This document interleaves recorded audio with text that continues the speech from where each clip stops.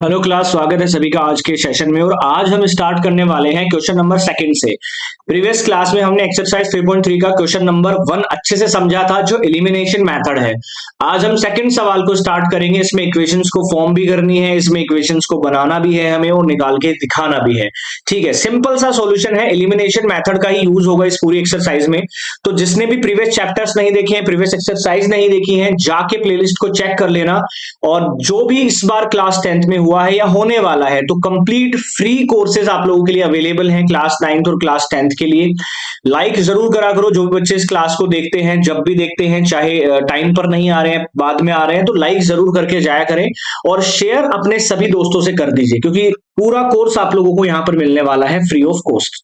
चलो, सवाल नंबर 2 हमारा क्या बोल रहा है कि form the pair of linear equations in the following problems and find their solutions by the elimination method. अगर उनका सॉल्यूशन एग्जिस्ट करता है, इफ दे एग्जिस्ट, ठीक है।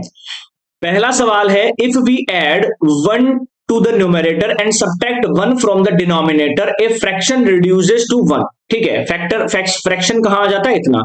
It becomes 1/2 if we only add 1 to the denominator. अब बहुत अच्छा सवाल है। ऐसे सवालों में ध्यान क्या रखना है, इक्वेशन बनानी आनी चाहिए। मान लो मेरा न्यूमरेटर है x और डिनोमिनेटर है y। ठीक है, आप ये मान लीजिए यहां से कि आपका जो है न्यूमरेटर है x और डिनोमिनेटर है y।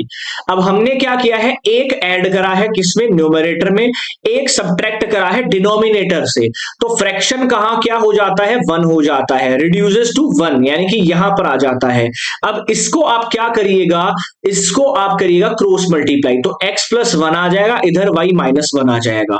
अब इसको थोड़ा रीअरेंज कर लीजिए, y इधर आएगा तो x माइनस वाई, ये इधर जाएगा माइनस का 2, इक्वेशन नंबर 1 बन जाएगी यहां से।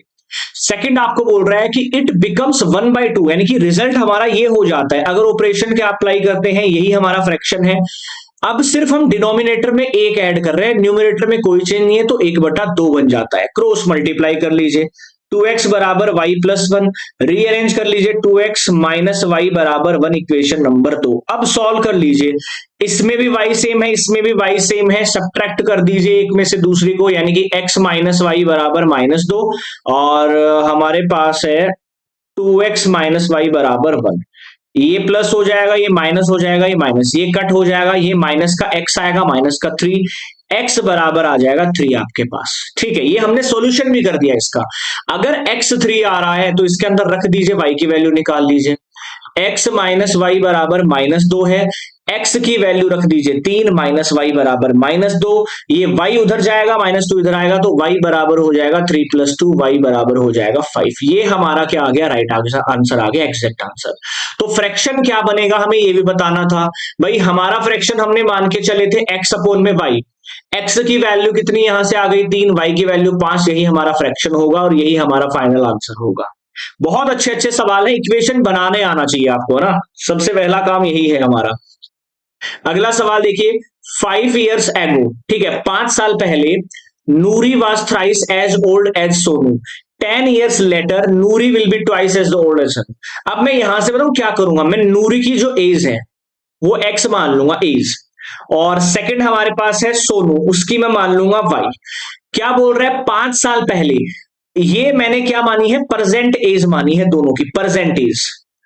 ठीक है, अब एक दिमाग लगाओ, 5 साल पहले की अगर वो बात कर रहा है, अगर आज नूरी की एज x है, फॉर एग्जांपल अगर मैं मान लो कि आज वो 5 साल की है, तो 5 साल पहले कितने की रही होगी? वो 0 साल की मतलब नहीं हुई होगी। या फिर मान लो आज के डेट में वो 10 साल की है, तो 5 साल पहले कितने की रही होगी? 5 साल की रही होगी, सिंपल सी बात है। तो मैं यहां पर देखिए, 5 साल पहले नूरी की एज ये रही है और सोनू की एज ये रही है, दोनों को मैंने लिख लिया 5 साल पहले। लेकिन एक कंडीशन है, Noori was thrice as old as Sonu, Noori 3 गुना है सोनू की।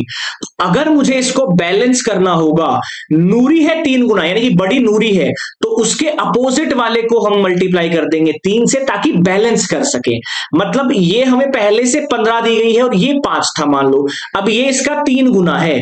अगर मुझे इसको इक्वल लाना है तो इसी को तो मैं करूंगा ना 3 से गुना, ताकि बैलेंस हो जाए। वही हम करेंगे हमेशा। मतलब जिसके लिए दिया गया है कि वो थ्राइस है, 4 टाइम्स है, उसके अपोजिट वाले के साथ मल्टीप्लाई कर देना है आपको। अब इसको थोड़ा इक्वेशन बना लेते हैं। हमारे पास आएगा 3y - 15, ये हमारा हो जाएगा x - 3y बराबर ये प्लस में आएगा तो -10, ये हमारी इक्वेशन नंबर बना गई सेकंड। 10 ईयर्स लेटर, लेटर मतलब बाद में, अगर प्रेजेंट एज x है तो 10 साल बाद होगी x प्लस 10 और उसकी हो जाएगी y प्लस में 10, दोनों की हमने आ गई है। अब क्या बोल रहा है, नूरी विल बी ट्वाइस, 10 साल के बाद में दुगनी ही रह जाएगी, और दुगनी भी कौन है, नूरी ही है, मतलब इसमें मैं 2 से मल्टीप्लाई कर दूंगा तो मेरे पास आ जाएगा x प्लस में 10 बराबर में 2y प्लस में 20, तो हमारा आंसर आएगा x माइनस 2y बराबर 10, ये इक्वेशन नंबर सेकंड। अब इसमें भी x सेम है, इसमें भी x सेम है, हमें बताना क्या है, how old are Noori and Sonu, यानी कि x और y की वैल्यू ही निकालनी है। तो मैं सब्ट्रैक्ट कर दूंगा एक में से दूसरे को, यानी कि x माइनस 3y बराबर -10 और x माइनस 2y बराबर हमारे पास है 10, माइनस कर दीजिए, ये प्लस आ जाएगा, ये माइनस हो जाएगा, कट गया, माइनस और प्लस, यानी माइनस का 3y प्लस का 2y होता है माइनस का y, -10 -10 -20, मतलब y की वैल्यू आ जाएगी मेरे पास कितनी, 20 ईयर्स, y आ गया। अगर y 20 है तो x कितना होगा, रख दीजिए यहां पर, इस इक्वेशन में रख दीजिए, यहां पर अगर मैं रखूंगा तो x minus 3 into 20 -10, x minus 60 बराबर -10, तो x बराबर आ जाएगा प्लस का 50। तो आंसर मेरे पास आएगा, जो नूरी है वो 50 ईयर्स की है और जो सोनू है वो हमारे पास 20 ईयर्स की है। ये दोनों हमारे पास सवाल हो गए। उम्मीद करूंगा ये सवाल आपको अच्छे से समझ में आया होगा, उम्मीद मेरा यही रहेगा। अगला सवाल देखिए, क्वेश्चन नंबर 3, जिसका भी कोई डाउट रह जाए ना प्रीवियस क्लासेस में या प्रीवियस एक्सरसाइज में, वो किसी भी हमारी क्लास में जो चल रही है उसमें कमेंट कर देगा, ताकि नेक्स्ट क्लास जब भी होती है हमारी उससे रिलेटेड तब हम डेफिनेटली ये करेंगे, ठीक है। और डेली हमारी 7:30 पर 10th क्लास की हमारी क्लासेस होती हैं, तो 7:30 पर डेली आपको वीडियो मिलेगी, एक जो रिपीटेड वीडियोस है हमारी consecutive videos, Monday to Saturday regular upload होने वाली हैं, तो आप जाके इसको चेकआउट कर सकते हैं। आगे देखिए, the sum of the digits of a 2 digit number is 9, ठीक है। अब देखो कोई 2 डिजिट नंबर है, मान लो XY है, ठीक है, जैसे एग्जांपल हमारे पास 12 होता है, ठीक है, ये 2 डिजिट नंबर है, इसमें एक x हो गया एक y हो गया मान लेता हूं, इनकी जो डिजिट्स का सम है, मतलब कि x प्लस y है, वो कितना है 9, इक्वेशन नंबर एक ऐसे ही बन गई। Also 9 times this number is twice the number obtained by reversing the order of the digits, find the number। हमें दे क्या रखा है, the sum of the digits of a 2 digit number, 2 digit number का जो सम है हमारे पास है x प्लस वाई। अब यहां से हम ऐसे नहीं कर सकते हैं, कोई भी नंबर अगर मेरे पास एक्स वाई है ना, तो वो हमारा पहले यूनिट डिजिट होगी, प्लस में 10x होगा, मतलब हमारे पास इक्वेशन क्या बनेगी, जैसे हमारे पास 12 है, इसको मैं कैसे लिख सकता हूं, 10 + 2 लिख सकता हूं ना, ऐसे लिखूंगा इसको, तो जो यूनिट डिजिट होती है वो y हो जाएगी, और ये 10th डिजिट है इसलिए इसको 10x लिखा है, तो मेरे पास वैल्यू दे रखी है 10x प्लस y बराबर 9, एक इक्वेशन ये दे रखी है। अब क्या बोल रहा है, 9 times this number is twice the number obtain by reversing the order of the digits. अगर मैं एक्स वाई है इसको वाई एक्स ले लेता हूं, रिवर्स कर दिया है, अब इसको लिखूंगा तो कैसे लिखूंगा, मैं लिखूंगा यहां पर x प्लस में 10y, ठीक है, एक ये नंबर है एक ये नंबर है, दोनों नंबर को आप नोट कर लीजिए, एक हमारे पास है मान लीजिए 10x प्लस वाई, एक हमारे पास है x प्लस में 10y। अब ये क्या बोल रहा है, 9 times this number is twice the number, ठीक है, ये 9 टाइम्स जो क्या बोल रहा है हमसे, also 9 times this number is twice the number, ठीक है, 9 टाइम कर लीजिए इस नंबर का, 9 टाइम, वो क्या है, ट्वाइस है, ठीक है, ट्वाइस है the number obtained by reversing, मतलब इसमें लगेगा 2। इसको सॉल्व कर लीजिए, आपके पास एक दूसरी इक्वेशन बनकर आएगी, एक इक्वेशन ये है एक इक्वेशन ये है, नंबर निकाल सकते हैं आप लोग। अब इसको मैं डायरेक्ट करता हूं, देखिए डायरेक्ट कैसे कर सकता हूं मैं, the sum of the digits of 2 digit number, यानी कि वो नंबर 54 हो सकता है या 45 हो सकता है या 63 हो सकता है या 39 हो सकता है, सॉरी 36 हो सकता है या 72 हो सकता है, 27 हो सकता है, सबका डिजिट का सम है 9, ठीक है, या 81 हो सकता है, 18 हो सकता है।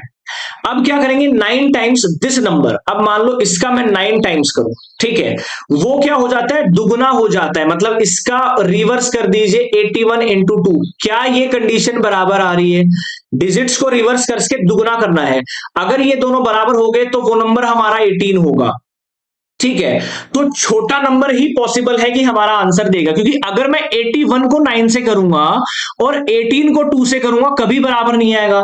तो जो इन पेयर्स में छोटे वाले नंबर है ना वही पॉसिबल है, जैसे 18, 36, 27, इन तीनों में से हमारा एक आंसर हो सकता है यहां पर। ठीक है, तो यही आपको चेक करने होते हैं यहां पर। तो आपको लिखना भी आना चाहिए कि 2 डिजिट को हम एक्स वाई में कैसे लिखते हैं, ऐसे लिखा जाता है। एक्स वाई है तो वाई यूनिट डिजिट है तो यूनिट डिजिट सिंगल आती है, ये 10th डिजिट है इसलिए 10x आएगा, ऐसे लिखा जाता है। क्वेश्चन नंबर 4 देखिए। क्वेश्चन नंबर 5 आप लोगों के लिए होगा होमवर्क के लिए, और कमेंट करके बताना होगा, अदरवाइज नेक्स्ट क्लास में ले लूंगा अगर किसी को नहीं आएगा। Meena went a bank to withdraw 2000 rupees. एक बैंक में मीना जाती है 2000 रुपए विड्रॉ करने के लिए। She ask the cashier to give her ₹50 and 100 rupees notes only. अब वो कैशियर को बोलती है मुझे 50 रुपए और 100 रुपए के नोट ही चाहिए, बाकी नहीं चाहिए। Meeta gets 25 notes in all. Total उसको मिले हैं 25 notes. Find how many notes of the 50 and 100 she receive. मान लो 50 रुपए के नोट्स हैं एक्स और 100 रुपए के नोट है वाई, तो टोटल उसको जो नोट मिले हैं ना एक्स प्लस वाई वो 25 मिले हैं, यहां पर हम ये कह सकते हैं। और टोटल अमाउंट मेरे पास कितना है, 2000 रुपीज है। ठीक है, हमें क्या बताना है, टोटल उसके पास कितने हैं, 2000 हैं। तो आप इसको डायरेक्ट भी कर सकते हैं, इक्वेशन ना बना के। ठीक है, डायरेक्ट भी करा जा सकता है इसको। ठीक है, समझ रहे कैसे करेंगे। 50 टोटल 25 नोट है। मान लो 50 रुपए के जो नोट है ना वो मेरे पास एक्स है, तो 100 रुपए के नोट मेरे पास कितने हो जाएंगे, 25 माइनस एक्स। ठीक है, ऐसे हो सकते हैं। और मेरे पास क्या आ जाएगा, 50 रुपए के नोट मेरे पास है एक्स, तो टोटल अमाउंट कितना है 50x प्लस 100 रुपए के जो नोट है 25 माइनस एक्स है, तो टोटल अमाउंट कितना हो जाएगा 25 माइनस एक्स बराबर कुल वैल्यू दे रखी है 2000। तो मैं यहां से डायरेक्ट निकाल सकता हूं एक्स की वैल्यू। ठीक है, डायरेक्ट हम लोग निकाल सकते हैं इसमें। और अगर आपके पास एक्स की वैल्यू आ गई तो वाई आप इजीली निकाल सकते हैं। तो आप इसको ऐसे भी कर सकते हैं कि कितने नोट हमें मिले हैं हम ऐसे बता सकते हैं। उम्मीद करूंगा ये सवाल सारे समझ में आए होंगे, सभी बच्चों के समझ में आए होंगे। क्वेश्चन नंबर 5 है, मैं समझा देता हूं। A lending library has a fix charge for the first 3 days and additional charge for each day thereafter. 3 दिन का फिक्स चार्ज है, मान लो 3 दिन का एक्स चार्ज है, उसके बाद में उसका चार्ज एडिशनल चार्ज लगेगा। Sarita paid 27 for a book kept for 7 days। 7 दिन रखी है उसने और 27 रुपए दिए हैं। वाइल सूजी, ठीक है, paid 21 for the book she kept 5 days। और उसने 3 दिन रखी है और कितने रुपए दिए हैं, 21 दिन। उसने 7 दिन रखी है, कितने दिए हैं, 27 दिन। समझ रहे हो मेरी बात। Find the fix charge and the charge for extra day. मान लो फिक्स चार्ज है एक्स और एक्स्ट्रा चार्ज है वाई, यहां से समझ रहे हो मेरी बात को। तो 3 दिन के लिए फिक्स चार्ज है मान लीजिए एक्स रुपए और एक्स्ट्रा है वाई रुपए। समझ रहे हो मेरी बात।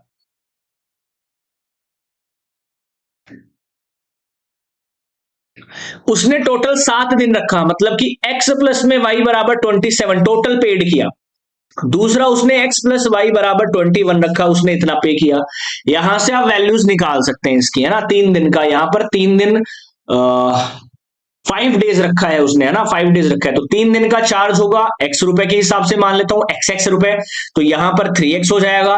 और 2 दिन का चार्ज मान लेता हूं y, तो यहां पर 4y होगा, क्योंकि एक्स्ट्रा 4 दिन रखा है उसने, टोटल 7 दिन है। यहां पर 3 दिन रखा है और 2 दिन यहां रखा है। तो इन दोनों इक्वेशन को सॉल्व कर लेना है, हमारा आंसर आ जाएगा। समझ रहे हो। हमने क्या करा है, एक्स्ट्रा चार्ज का हमने एक्स रुपए, सॉरी, जो नॉर्मल चार्ज है वो एक्स रुपए है और एक्स्ट्रा वाई रुपए है। 3 दिन रखता है, नॉर्मल लगेगा उसको। टोटल 7 दिन रखे हैं उसने और 27 रुपए पे किए, मतलब उस 7 दिन में से 3 दिन तो नॉर्मल है, 4 दिन एक्स्ट्रा है, टोटल 27 पे किया है। इक्वेशन बन गई हमारी। ऐसे इक्वेशन हमें बनानी होती है, ऐसे हमें सॉल्यूशन देना होता है। उम्मीद करूंगा ये कंप्लीट एक्सरसाइज आप लोगों की अब समझ में आ गई होगी। प्रीवियस सारी क्लासेस अवेलेबल हैं, प्लेलिस्ट को जाके चेकआउट करिएगा। जो भी नए हैं बच्चे यहाँ पर तो सब्सक्राइब कर सकते हैं। एलबीएस एकेडमी में आपको पूरा सपोर्ट दिया जाएगा, हर एक चीज आप आराम से सीख पाएंगे यहां से। जय हिंद, मिलते हैं नेक्स्ट क्लास में।